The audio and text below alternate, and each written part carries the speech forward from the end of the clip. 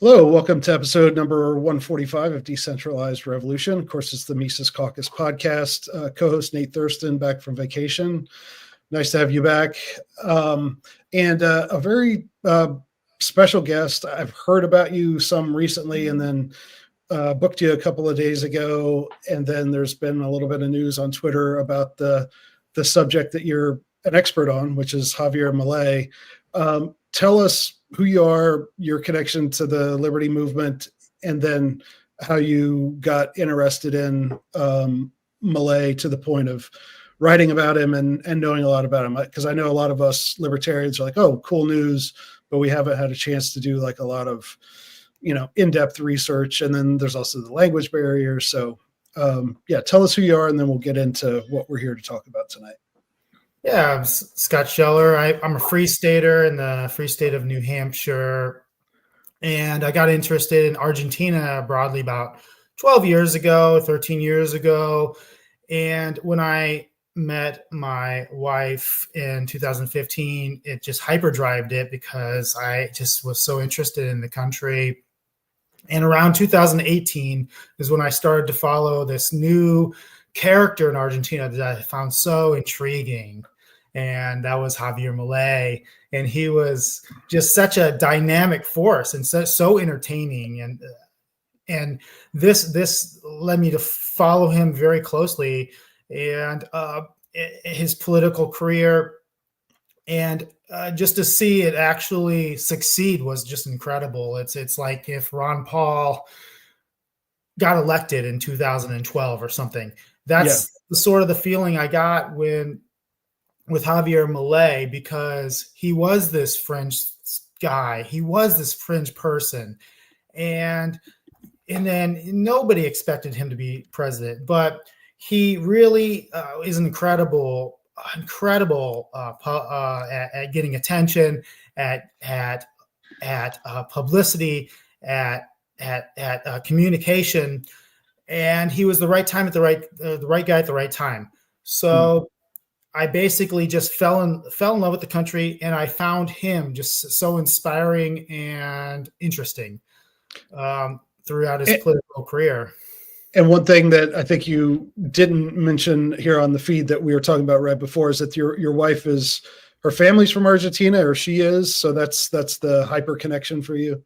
Yeah, and her father-in-law, or my father-in-law, is a PhD Austrian economist in Argentina. He teaches mainstream economics, of course, and was very discriminated against throughout his career up until really Milei got into power. Then all of a sudden, free market people like him became interesting and became popular again. And so it's helped him in his career, I believe.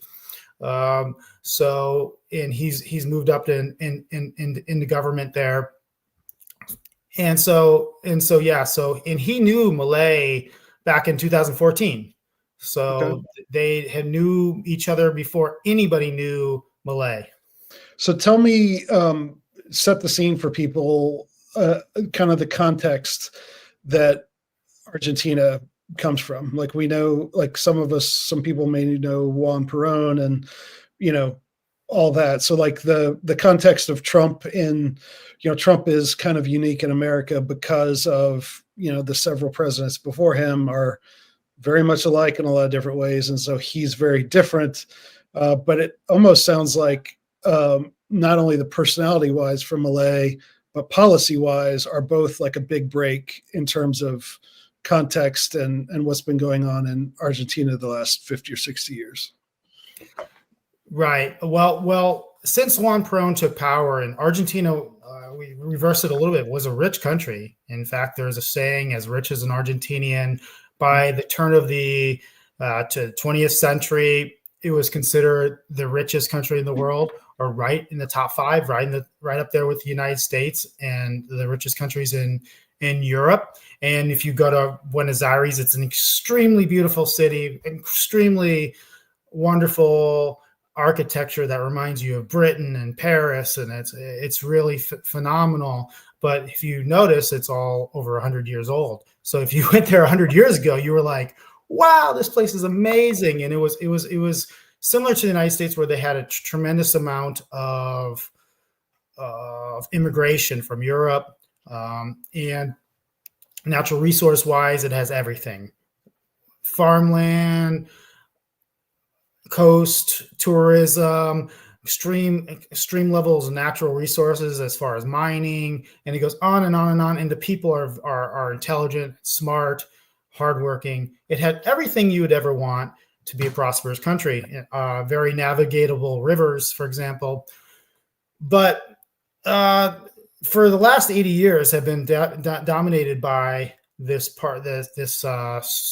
sort of fascism, sort of national fascism or national socialism, leftist populism, you might call it, called Peronism. And that's sort of the combination of state, which is the Peronist Party, business leaders, and then labor leaders. So labor and this tight combination controlled the country for about 80 years. And the country suffered from banking crisis after banking crisis after banking crisis. Even every century up until the 80s, they had at least one military coup because it would become very unstable. And in the last 20 years was ruled by this family, the Kirchner family, and they were extraordinary at consolidating power and using even more it became even more Marxist and more weaponized the media, started paying the journalists, everything started using treasury funds for their own campaigns, everything to consolidate power in the country.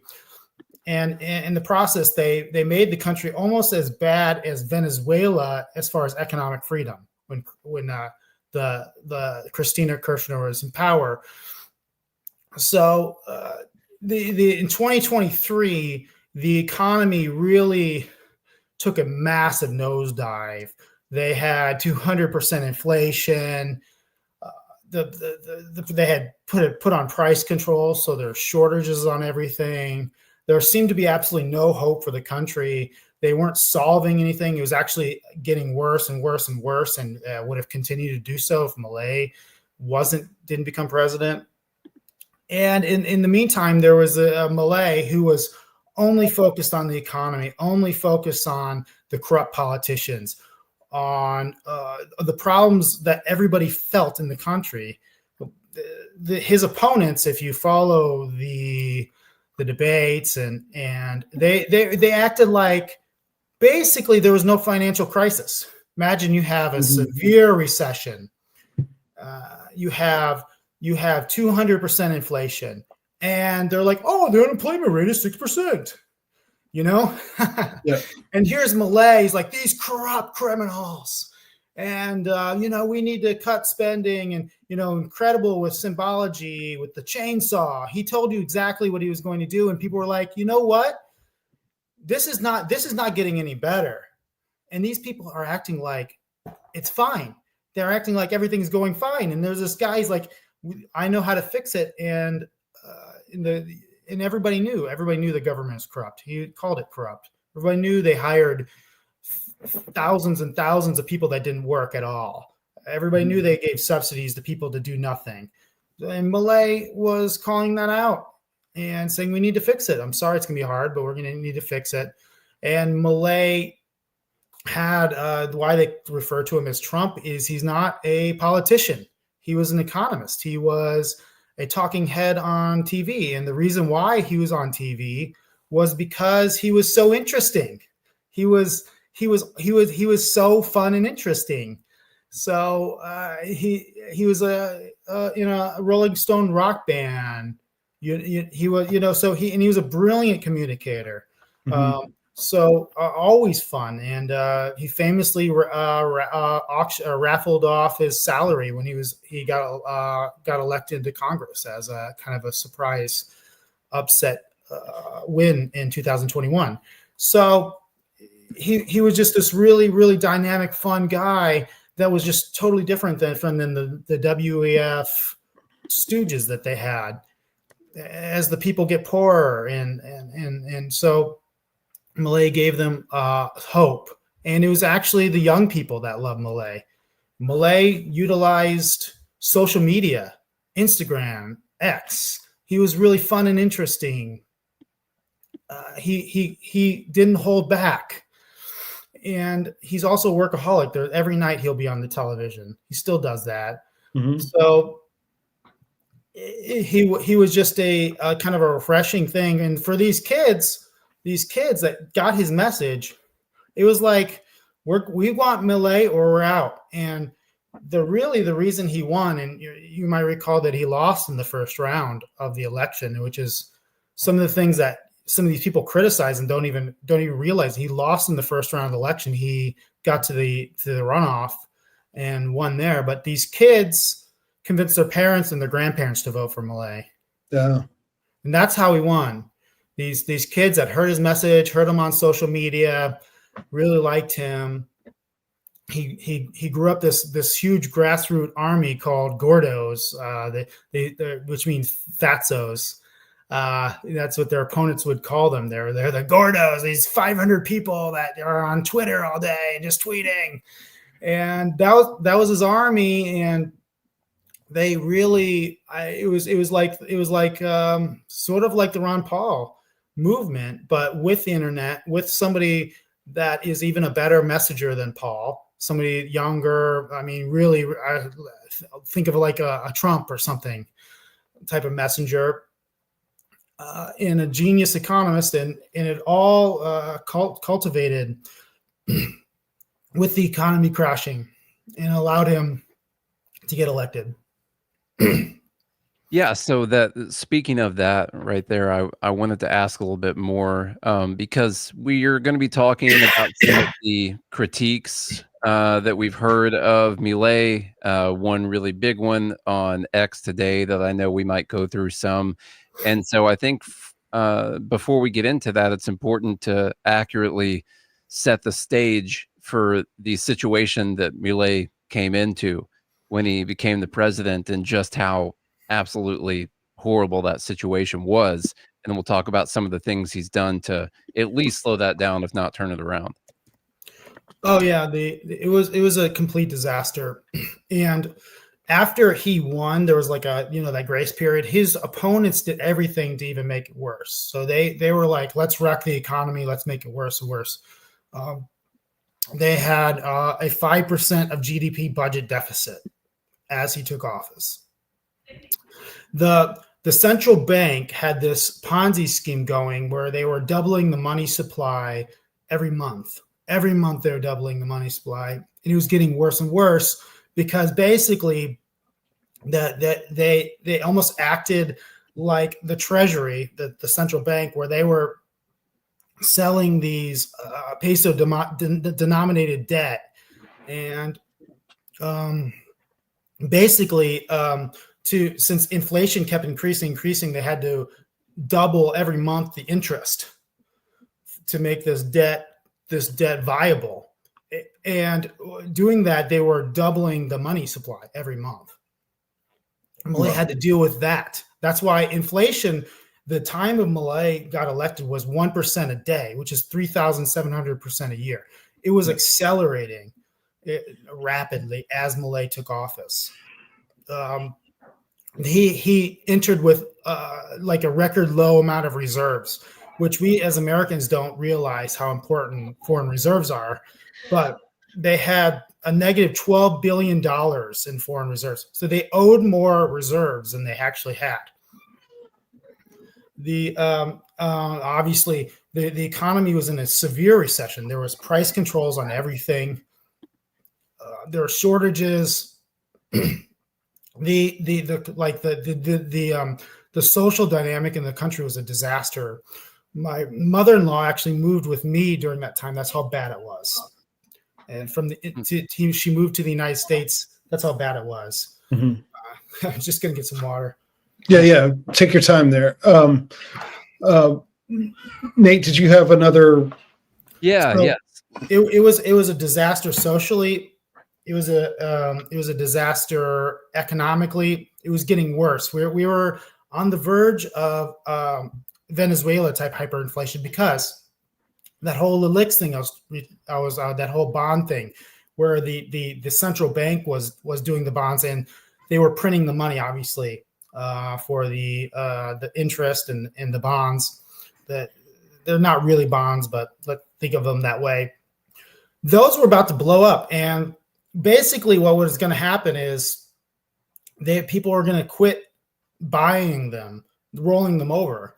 So they were just going to flood into the economy and make basically make nobody want the pesos. They were going to flood the economy with pesos, and it was going to cause.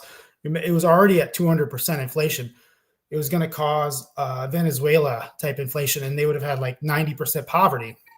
These are some of his critics. Never will ever mention this. They will never mention this. And this is what Milei had. And these liabilities were on every balance sheet in the country. So it would have been absolutely devastating. And Milei entered with a very, very weak Congress. In fact, I'll have to get into this, what happened today. There's something that could deter Milei. He came with only 15% of the House. They have basically the same type of structure, a House and a Senate in Argentina. They call it the deputies. But he had 15% of the deputies, about 38 out of 275. And 7 out of 72 of the senators. That's how much his party had. That's how weak his government was. Okay. Extremely weak government. And nobody thought he would could get anything done when and people were very pessimistic about Milei when he got elected, just because how weak he was. But Milei did kind of miraculously cut spending, doing stuff that nobody thought he would do, like cutting the transfers to the provinces. He cut all the contracts. He cut tons of subsidies, et cetera, et cetera, et cetera. Government agency after government agency, all these so many of these little things that the government was funding. I mean, so many welfare payments that were fraudulent. It just goes on and on and on. And in 1 month, he was able to cut 5% of GDP and balance the budget. And that's the key to his success. Okay. So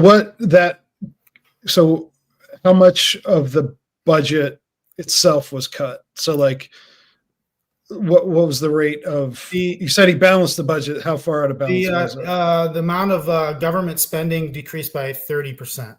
Okay. In 1 month. In 1 month.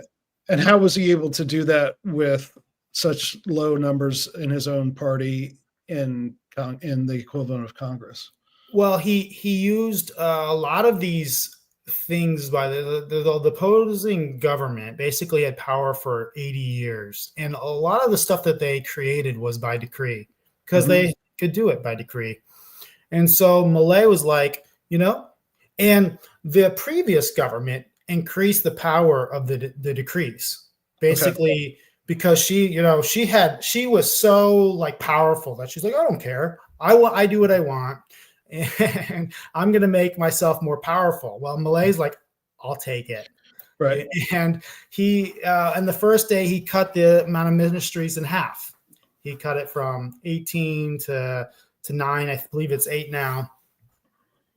He cut all the contracts. So, basically, they had to renew all these contracts at the beginning of the year. He cut them all. Anything within a year, he cut. There was a sort of like the Elon Musk thing, where if they wanted to make everybody go to work, to be at their desk, and if you, let's say you didn't go to your desk, and you were you were obviously not working, you're gone. And that's a huge thing in Argentina. There's that famous, I'll have to give the famous saying by Milei. It's one of my favorites. It goes, first they hire their wives, then they hire their mistresses, then they hire their mistresses' families, and by the end, there's nothing left for the people. Yeah. And that's how was happening. There were just so many people that were just not working, that they're called yokis. They basically they basically get paid to not work. At the end, they just paid and they don't do anything. Yeah, it's like no-show jobs in New Jersey and The Sopranos, right? Like the mob Right. gets, they have a deal with the union, and okay, you give us 5 no-show jobs, and they put their nephews and stuff in there, and And the transfers of the provinces was big because Milei actually put out a legislation within a month of him being in office. But they backstabbed him right at the last second with this legislation and didn't pass it. In fact, they didn't pass any Milei legislation for about 7 months. Okay, that's how much the Congress fought him. Even though it took him to remain popular, basically they did it because they were going to get destroyed in the midterms. They actually did it because wow, this guy is going to be a legend. I mean, he's going to win with the biggest majority ever if we don't pass something. So they did. Eventually they did, but they didn't. So Milei in response says, okay, I'm going to cut transfers to the provinces. And this was like the nuclear. Nobody thought he would do this. This took the big cojones. Yeah. Because the transfers to the provinces, the discretionary amount, they have the stuff that you have to give them, and there's this discretionary amount. He cut that like 97%, or almost basically, and that is really what allowed him to balance the budget. On top of everything else he did, he also did the chainsaw, and then I think it's called the blender, where a lot of these government employees, he didn't, their inflation was high. He didn't increase their salaries very much. Mm-hmm.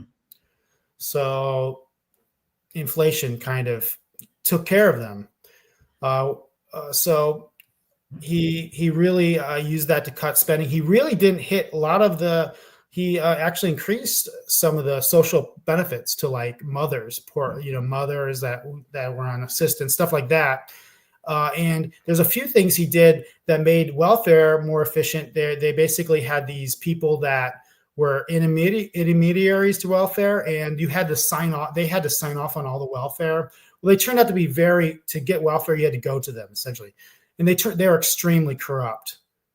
And they were doing stuff like you had to have, with them. And they were doing some really corrupt stuff, and you had to march. They would block the roads. So there was like thousands of road blockages a year. Okay. So imagine the roads are blocked every single day. Okay. And Buenos Aires is the biggest city, and it's the capital, and the roads would be blocked like every day. And it made life like impossible. And so Milei cut all of that stuff out. The roads haven't been blocked since Milei's been in office. Okay. And people really appreciate that. So he made that better. Like he did a lot of things right away, very impressive things that his haters will not mention. About how he like really improved the country. Or was able to cut this huge amount that nobody thought he could do. Nobody thought he could do, but he's like threw everything at it. So how's the progress so far, like on the inflation rate, debt increasing, decreasing? I saw posts about rent prices maybe going down. I have a tough time, like Aaron mentioned, it's tough because of the language barrier with the news. Right. And I don't know what news to trust in America, let alone Argentina. And so it's tough to find anything really to read about this. And so how is the progress on some of those things? Inflation, housing prices, things like that. Okay. Great question. So I'll start with within a week of Milei taking office, he did this major deregulation. Yeah, I told you about they made decrees pretty powerful. Mm-hmm. Did this major deregulatory decree. And one thing is they had basically national rent control, where you couldn't change your rent in a year. You had to use pesos, had all these ridiculous rules. And Milei afuera'd that, which means, I'm sure you guys know. Yeah. And he got rid of that. And immediately, like, the supply of rents like doubled. Yep. And because imagine you have 200% inflation, but you can't increase your rent. Yep. Okay. In a year. So immediately the supply of rent doubled and the price went down like 30%. He did a bunch of these type of deregulations. He deregulated the skies. He deregulated a lot of things. They actually struck down the Supreme Court struck down some of his deregulations, like on the labor market and stuff like that. But in that way, it was it was like a miracle. It was like empirically, I'm sure it'll be studied as like this housing miracle. On inflation, it was rising. So inflation was not only I think it's officially 211% in 2023, but it was rising rapidly as this LELIX thing. So he solved this LELIX thing. Essentially, they moved it to the Treasury. And this is something his opponent, like Saifedean, got totally wrong. He saw, he increased the debt in the Treasury. No, he moved this debt that was in the central bank that they were using monetary emission. It was printing money. And he put it onto the Treasury. So he was funding with taxes, but instead of with money printing, okay? So he cut out the money printing, and he cut out the money printing entirely. And so overall debt has gone down, but the overall debt has gone down like $40 billion because he's actually paying the debt. I can get into why, but inflation was about 300%. By the time he was president, it was hard to even calculate it. Okay, the wholesale inflation was 50% in December. Okay, 50% is thousands of percent a year. Okay, if you annualize it. It was a disaster, and it has gone down right now per year. It's like 38%. Okay. So it's gone from that to 38% in like 18 months. Okay. And Milei wasn't able to cut the printing right away because of the whole LELIX thing, but he cut it very, very fast. But there's always these pass-through things because they printed so much, just so much, that they're still dealing with the inflation. But it's gone down tremendously. I mean, to us, it's very high. But compared to what it was, and the fact that it's still going down is really good. The country, I forgot to mention, the country also had currency controls. Basically, you couldn't import or export without a government bureaucrat before Milei. Mm-hmm. You couldn't do any. And I know personally that this just devastated people. Okay, I just know personally this devastated people. Like, took people from middle class to poverty. Tons of people. These export import. So they have export taxes. One of the few countries that has export taxes. Basically, you couldn't do anything without a government bureaucrat, and they had currency controls where the whole banking system was. This is another thing they don't mention. His opponents will not mention this, that the banking system had all these currency controls, and a lot of things need to be fixed. Otherwise, all of that stuff would have just left the country. There would have been a massive bank run. So, and it was just, that's how disaster it was. Like I said, he had negative reserves. They owed more reserves than they had, and the government basically locked everything up to prevent bank runs, run on the dollar. So that's the disaster that he was given. Yeah, and so Milei not only has reduced inflation, but he's opened up the banking system.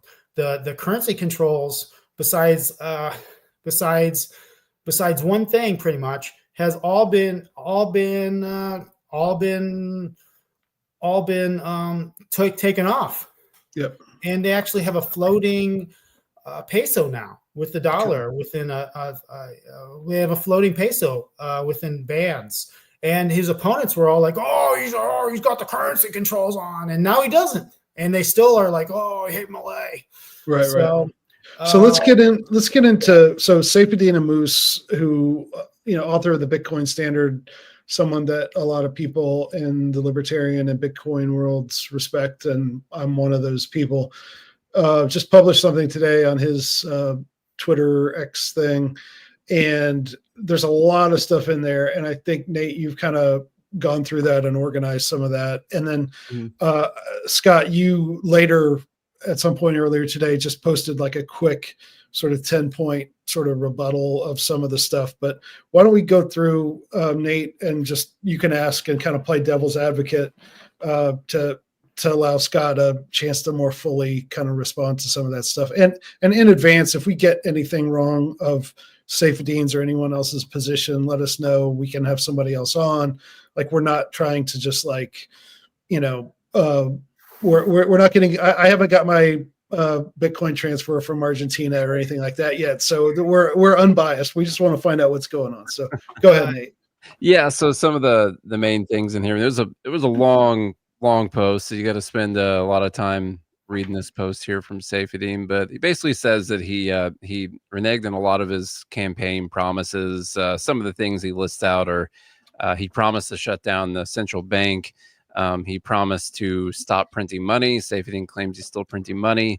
I believe things like debt's going up. Yeah, you can jump in and just tackle even those first. He's not printing. So this is there's no money printing. There has been no money printing. In fact, it's illegal to money print in Argentina. So there's no money printing. That is not true. The money supplies in that regard are down. Now there is some credit that is being used. So Argentina had essentially no credit at all, because how can you have credit when you have that high inflation and the economy's a disaster? So there is some credit in the economy, which is good. Economies need credit. You need credit to finance manufacturing. You need credit to finance new buildings, et cetera, et cetera, et cetera. You need mortgages. There's nothing wrong with mortgages. And there are some of that, which increases a little bit the money supply, but that's just natural. And it's way below. It's only like 1 or 2% of the GDP, which is way, way below what it should be. It's growing, but it's still, access to credit is low. But that's what he's looking at. He's like, there's some more. Well, when you go from 0 to like 1 or 2% of GDP, that's actually good for people. People need access to credit. Okay, credit is not bad, and they are not printing money. There's no money emission coming from the central bank. He says that the things like the GDP growth are being pumped by the money creation there in Argentina. That's just not. It's absolutely not true. That there's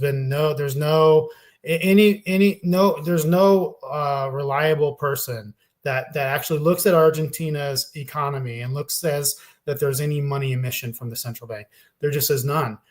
They have no official intervention. They haven't had any intervention. Maybe some future contracts stuff, but that's totally different. But no, there's been no money printing. Nobody believes there's money printing. He's the only one that claims this, and I do not like. It's just false, and that just shows that he's not serious in this regard. Well, first of all, there's a couple things. Why would you print money? You print money to finance the deficit. That's the biggest reason you print money, right? I know there's interest rate, but that's one of the biggest reasons. They've been running a surplus. Argentina's had a surplus since January or February 2024. Okay. And with that surplus, that's how they've been paying down the debt. Their debt has gone down by $40 billion. Okay. If you look at all the previous presidents, their debt is way up. A lot of debt. Argentina's debt's down. All right. its debt is down because Milei has been paying that with the surpluses. Okay, he not only has enough surplus to pay for the government, he has a surplus to pay for all the interest and principal they needs to pay. They paid a few $1 billion in January this year. They had to pay a bunch in January, and Milei paid it. And some of these people are like, oh, but he should be defaulting on the debt. No, Argentina has defaulted 9 times in the debt. Argentina is what they call a serial defaulter. And there's this thing called country risk. There's a country risk is how reliable is your country? How reliable is the government? How reliable are you to invest in the country? Basically, nobody would invest in Argentina. Nobody would ever invest in Argentina. And basically, if you default on your debt over and over and over, basically you become this unreliable country that just that is not investment grade worthy. Okay. And Argentina was not investment grade worthy. So Milei was paying the debt to become investment grade worthy. And so that's why he's starting to get investments into the country. And that's why he's able to do some of this rolling over the debt, which is extremely important. That means you don't have to pay it every time, and you can roll it over, and you could use some of that money to actually pay lower taxes. So that's what Milei was doing. And Milei, this is as provable as easy. Milei has lower debt. This is by all accounts. And he's cut money printing. The fact that he says this is just shows he just obviously hasn't looked into it. That's all I have to say about it. He has not looked into it. I like to think that a guy like Safety, like I don't know him, but I do have one of his books on economics, and he hates Milei for other reasons. I think he. And we'll get into that. Yeah, we'll get into that. We'll get to that maybe elephant in the room thing eventually. A couple other things he mentioned. The peso has been devalued, he says, by 70%, the official government number by 70%. Is that a result of something that Milei has done wrong? This is just something like not knowing the situation at all. So basically, when I talk about the currency controls, the government, there was this. If you were a free market guy, you would say this is good. Okay, you would say this is good. This is being honest. So there was basically the previous government. This is how messed up Argentina was. The previous government said we're because of all the craziness, we're going to lie about the currency basically. And through the banks, and we're going to tell you what the currency is compared to the dollar. Okay, we're going to say that it is 400 pesos to $1. Okay, and just let's back up a little bit. In the year 2000, the peso was 1-to-1 with the dollar. Okay, there were 1 peso was $1. Wow. When Milei, do you know what it was when Milei took office? Mm-hmm. This 1,000 to 1. Okay, mm-hmm. In 20 something years, it actually is like 1,300 to 1. Okay, it went from 1-to-1 to 1,300 to 1. Okay, and what the government was doing to hide this is they were lying about it. They would restrict it. So they would be saying, oh, it's only 350 pesos to $1. That's what it is. That's what our banks will recognize. So when I was in Argentina in 2022, you don't go through the banks. If you wanted to buy pesos with $1, you would get ripped off because the banks would say it's 350 pesos to $1, but nobody would use that but the market said it was 1,000. So you had to go through the black market to get a fair exchange rate. So the market says it was 1,000. So what Milei did was he's like, okay, the market at the time of Milei was like 1,200. Okay, or 1,300, I can't remember. And it was like $400, the government says. And so Milei's like, okay, what we're going to do is we're going to fairly assess this. We're going to say what it actually closer to what it actually is. The government's going to say what it actually is.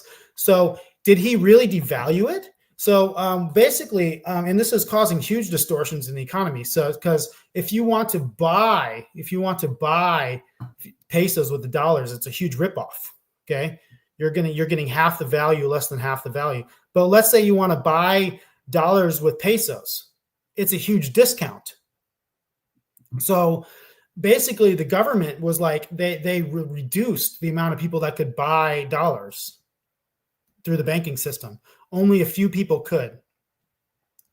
And it caused these huge distortions. That's how they got all this negative reserves because of these distortions. And so all Milei did was be like, okay, the government says it's 350. We need to accurately price this. Mm-hmm. Mm-hmm. That's what he did. Does that sound dishonest to you? Yeah. So that he moved it close to the actual price. Yeah, that's the one that actually bothered me there because I saw CNN make the same point at one point in time after Milei did this, and I was like, I mean, you can clearly look up why the peso was devalued that much. It's a state policy. Yeah, it was the government was doing it, and they were embarrassed partly because of the how quickly it was devaluing. When my wife moved to the United States in 2015, it was a disaster. It was 16-1. Okay. Mm-hmm. 10 years ago it was 16-1. And so can you imagine how embarrassing this is to the government? So they're the ones that did this. And, Safety should, if you have a real unbiased article, he should be like, Milei, all this stuff about Milei, blah, blah, blah, blah. But he ended this process. Now they're floating. The exchange rate is floating. He got rid of the currency controls. Did he mention it? No. Even though if you look at previous stuff, he mentioned the currency controls. His previous stuff, he doesn't give Milei credit for getting rid of it. Yeah. So, well, let's go ahead and get into that. Like, I think that one thing. I mean that is just. I hope everybody can look at that and see that is a ridiculous accusation. Yeah. Mm-hmm. So people are saying that, like, hey, maybe Saifedean's arguments here are influenced, or his approach or whatever is influenced by the fact that Milei seems to be very supportive of Israel. Again, this is something that, so obviously, so like I'm anti-Zionist. If Zionist means a government of people who want to do what they're doing, like I'm not against Jews living in Israel, but right. I'm an ANCAP. So like, I'm not for governments and states, period.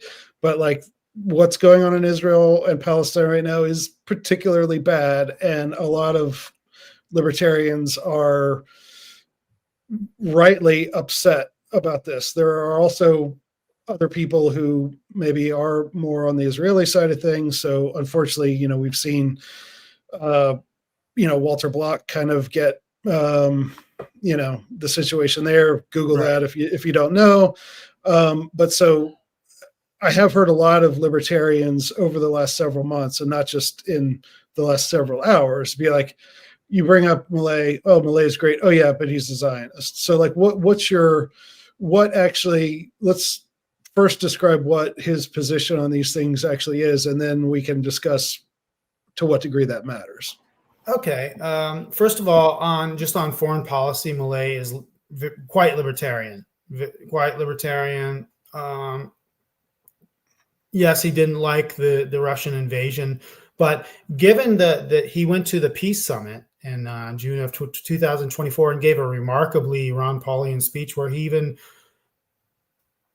even recommended restarting commerce with Russia to try to bring them back into the war. He said if guns don't, if commerce doesn't enter borders, bullets will. And he says even if you hate your neighbor, if you don't trade with them, you're going to go bankrupt.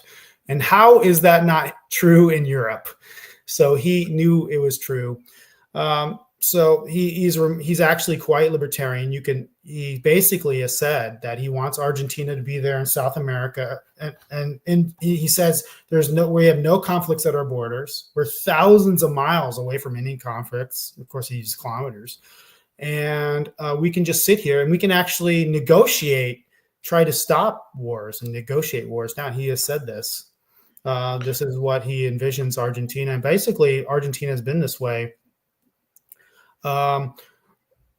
Yes, he has to deal with the whole international world. He doesn't want to get cooed. Yeah. Right. So that's my question. Like Bolsonaro was cooed. People don't realize this, but he was cooed by the CIA.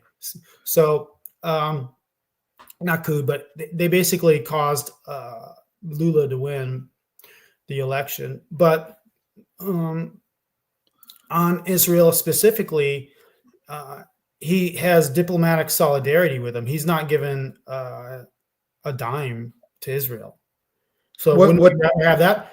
Wouldn't we as Americans rather have that, our president doing that? Right. Define diplomatic solidarity, I guess. It basically means that we diplomatically he said this with the Ukraine as well. We support, I think actually more Israel. We diplomatically support you. We don't condemn you. Okay.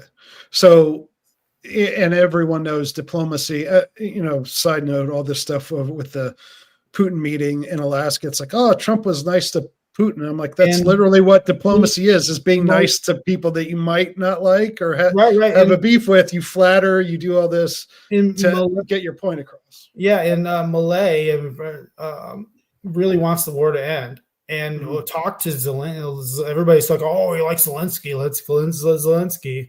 He talked to Zelensky to try to convince him to take the peace deal. Mm-hmm. So he's so basically, like, people say he's like this nefarious character. It's like they don't watch him. Like Daniel McAdams doesn't follow. He also hates him. And it's like, maybe if you like listen to some of his words, you won't hate him so much. And even China. Everybody's like, oh, he hates China. Like they've been trading more with China than ever. Okay, agriculture-wise. So it's like they even trade with Russia. Our Russian can come to Argentina. They can travel to Argentina. Okay, so one could argue that, hey, Milei doesn't have any influence over what happens in Israel, Palestine. Is he selling weapons or anything like that? No weapons being sold, nothing like that. Okay. So, basically, Milei kissed the wall or whatever. And I bet that if you kiss the wall, I guess it's a religious experience. I don't know that much about it, but I guess it's a religious experience. Then you're evil. If you kiss the wall, then you're evil. I can say that I've been to the wall, but I did not kiss it. Go back and try that. I talked to Scott Horton about this. He came to Pork Fest, and I was talking to him on Milei, and he was like, yeah, a lot of those Latin Americans, they're all Zionist. All the right wingers are Zionist, and part of it is because there's like no if you know Argentinian culture, there's like no Puritan, it's not puritanical. It's very free. It's very like their culture is just it's incredible. I mean, study their culture. There's no culture that's like more opposite than like the typical Muslim culture than Argentina. Okay. So Argentinians look at Muslims, and they're which are very few in Argentina. If you are, you're just gonna have to deal with like women in thongs and stuff, and like kissing everybody, and like you're gonna just have to deal with their beautiful, like lovely culture, and you're just gonna have to deal with it. And so like when they see people with like the head scarves and all that stuff, they're like, what is going on? And pretty much all the Latin American right wingers are all Zionists because they see like they're like Western. They see, and they also Argentinians. The right in Argentina views like America very highly because the Peronists all hated America. They're like they're the imperialists. They're right wing. Their capitalism is bad.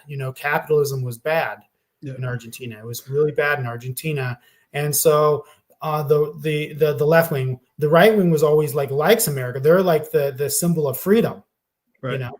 And they kind of, Middle East wise, they viewed like the same as Israel. They see Israel as like this capitalist country. Yeah. The Judeo-Christian values that like allow capitalists to work. And a lot of people think that like some of the Jew hate comes from envy, right? Because the Jews are successful. And I think there's some truth to that. So I think that's some of the reasons why Milei likes them. And it's not just him. It's like every right winger in Argentina likes the United States, likes Trump. They all like Trump. Yeah. And like they all like Israel, and they all kind of have Islamic phobia.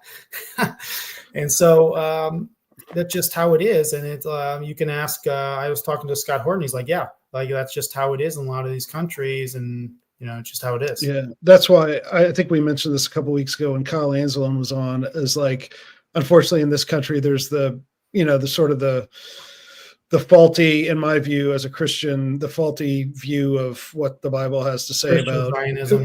Yeah, so there's the Christian Zionism, and just like culturally, like Netanyahu and other Israeli leaders, like they went to Harvard, they wear suits, they speak English, they look like your dentist. Or very charming, very charming, and then the Palestinians they don't have nice suits. They don't speak English as well. They're desperate, and so just from it's much easier for the average American sort of baby boomer to be like, oh yeah, Hamas aren't exactly the best guys either, right? Yeah, absolutely. We all know the reasons behind that. I think we won't have to discuss it, but like, it's very easy to demonize them, right? So because they're not the best guys. So it's just a combination. And by the way, Iran for some reason has attacked Argentina twice. So there was a bombing in Argentina in the 90s where I don't know if it was Iran, but the courts have claimed it was Iran because there's some Iranians that ended up in government, bombed Argentina and killed a bunch of people in 1992 or something. So they still are pissed off about that. So they're very they're also just kind of mad about that side of it. So it's just to say like this country that he wants to be pretty libertarian foreign policy, sit back there in Argentina, not bother people, not in the rest of the world, trade with the rest of the world. He wants to trade. He calls it a protagonist trader. He wants to be a protagonist trader. That's what Milei says, to solve problems with trade. And that's what he has said. That's like that's really like his biggest foreign policy thing. And like to claim he's like some evil thing. And that's why Safieddine hates him, I think. So that's the biggest reasons. I mean, he included that in his article about economics. How's that have anything to do with economics? And that which shows that that's the real reason. If I guarantee you, if Milei was like an anti-Zionist, he would be like, "Oh, I love Milei." Every other people would hate Milei, but then you'd have different enemies. But he's not inconsistent with anybody on the right wing in South America. Well, and one thing, like I think when I have heard people make the argument for why they don't like Milei, because he's somehow globalist or Zionist or whatever, like it's like, hey, look at the record of like what's actually going on, and it seems like a lot is moving in the right direction to a degree that the Ron Paul army of 2008 and 2012 would have killed to get 20% of that in figuratively speaking, killed to get 20% of that here in the United States. And it's just like, I gotta be like, hey, let's see where this goes. And it is a huge, a white pill of like, hey, something like this is actually happening in the real world. And yeah, maybe he is like if he is unmasked as a WEF stooge or something down the line, okay, I'm wrong, but like what the direction it's going now looks great. And I think the more we get of real world, like, hey, this actually happened in a country libertarianism, Austrian economics, or Chicago style, even to some extent, worked, like that helps us. And if he's wrong about a few things, then I'm kind of okay with that. So yeah. Well, he doesn't also want to piss. He doesn't want to make. He doesn't want to make enemies of the United States. Right. Right. He that's the biggest player in the region. He's got a very weak government, as we discussed. Oh, by the way, today the government, and this is, Safedine will never mention this, just overrode his veto because they passed all this spending, and Milei vetoed it, and they just overrode his veto. So that'll hurt Milei. I have to see if he can still stop it. But I mean, that's how weak he is. The socialists, the Kirchnerists are trying to fight trying to go in there. They're trying to make a last stand there.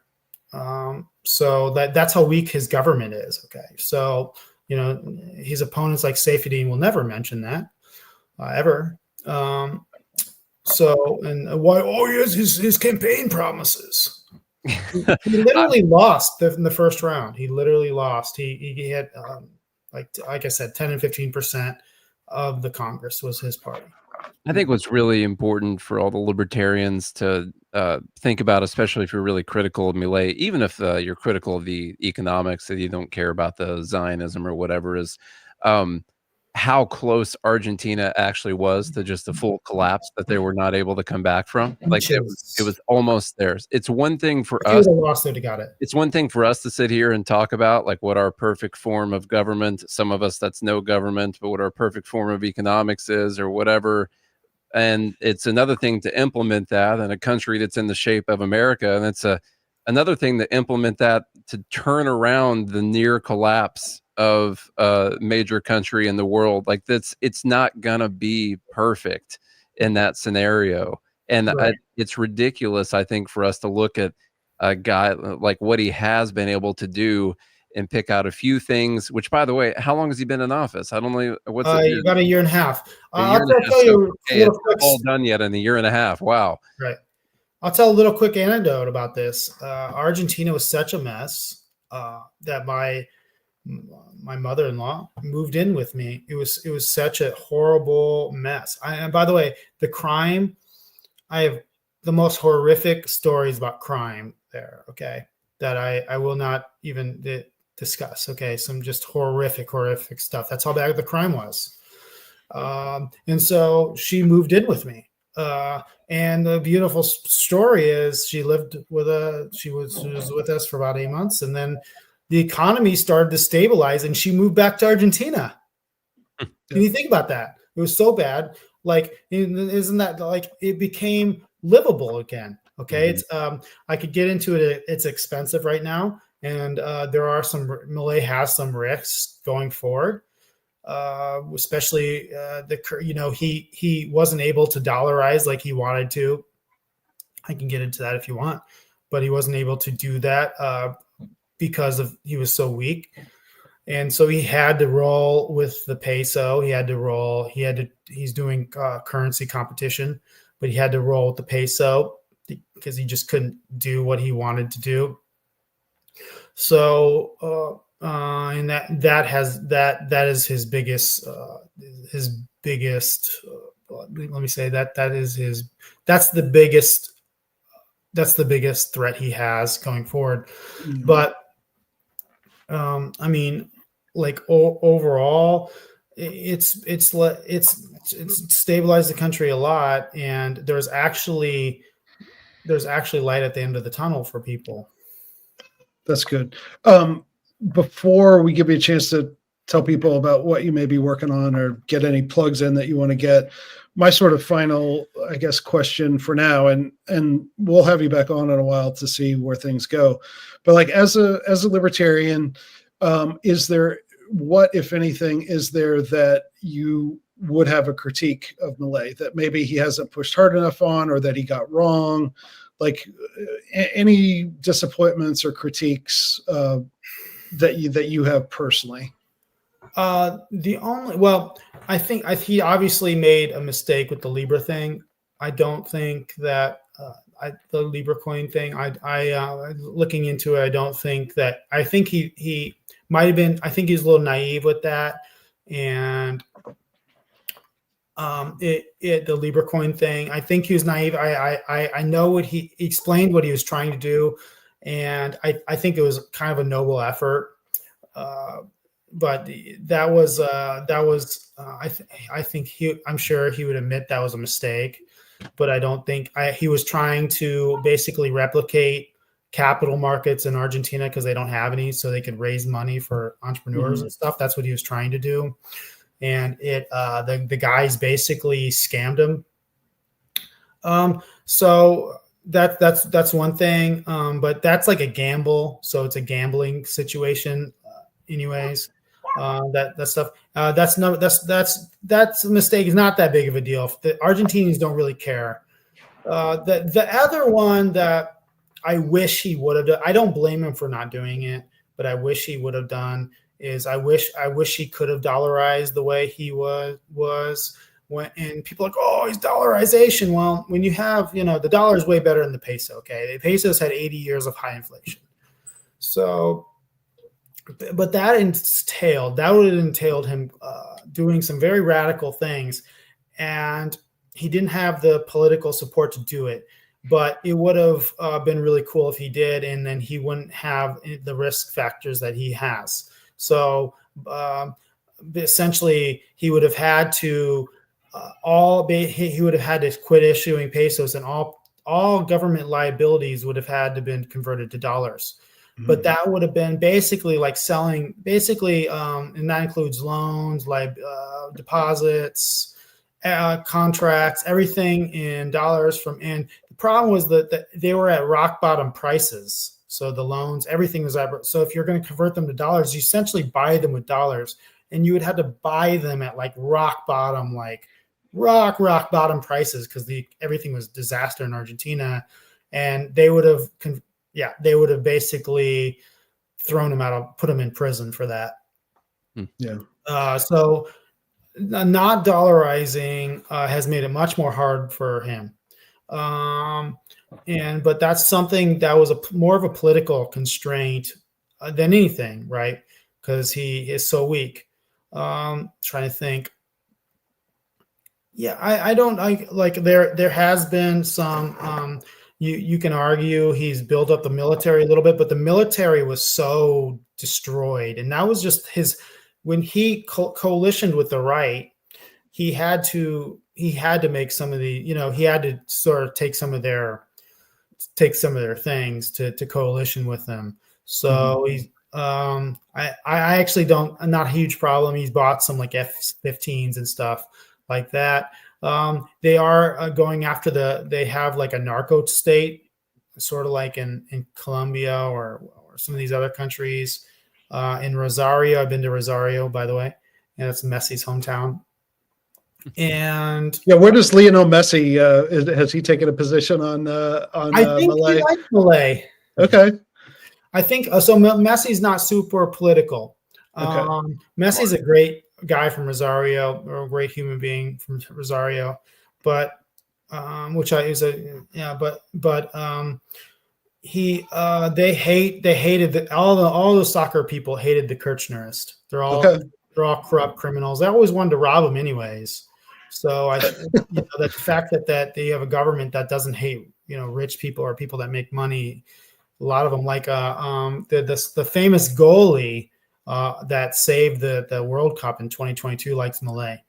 Okay. So and Messi's not super political, but they gave Milei a Messi jersey, signed Messi jersey. So I was actually at some point I thought I might buy I've gotten into football over the past few years. I watched him play Messi play last month. It was really cool. I thought I might get I was going to get an Argentine national jersey. And I have one. I sometimes I wear them for interviews, but I was in Argentina during the World Cup. It was an incredible experience. I was going to get Milei and then the number 23 since he was elected in 23 and wear that to libertarian thing. So if I could get around to that before. Yeah.